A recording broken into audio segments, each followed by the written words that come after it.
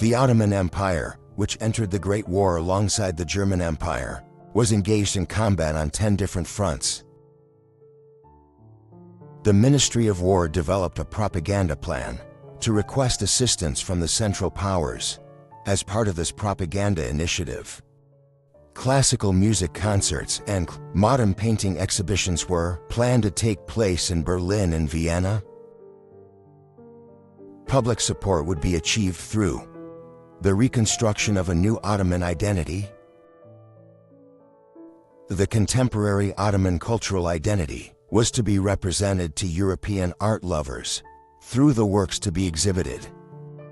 The Palace Orchestra had already begun rehearsals to perform compositions by European classical composers. However, the painters faced a significant challenge. The propaganda office wanted war paintings to be featured in these exhibitions, but the painters had none.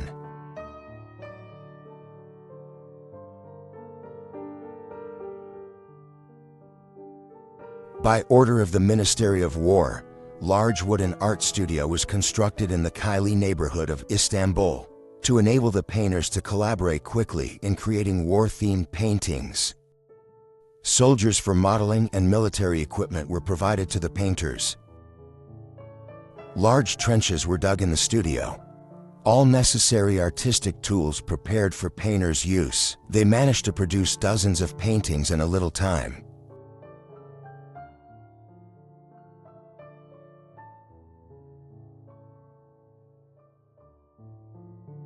The painters' artworks were first exhibited in Istanbul under the title War Paintings and Others.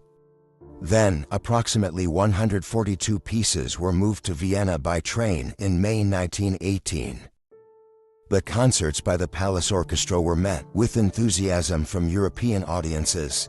However, time was already running against the empire. Countries had agreed on peace during the Vienna exhibition.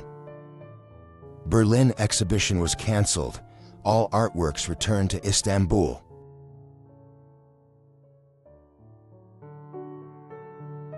Ottoman painters were focused on the dramatic moments of war. War-themed paintings produced in propaganda studio had identity representations lacking nationalism. Kaili studio paintings were the last artworks from an empire had been fighting to survive and rebuilding its identity through art. Ottoman propaganda paintings can be considered as productions of an empire struggling in the modernization process.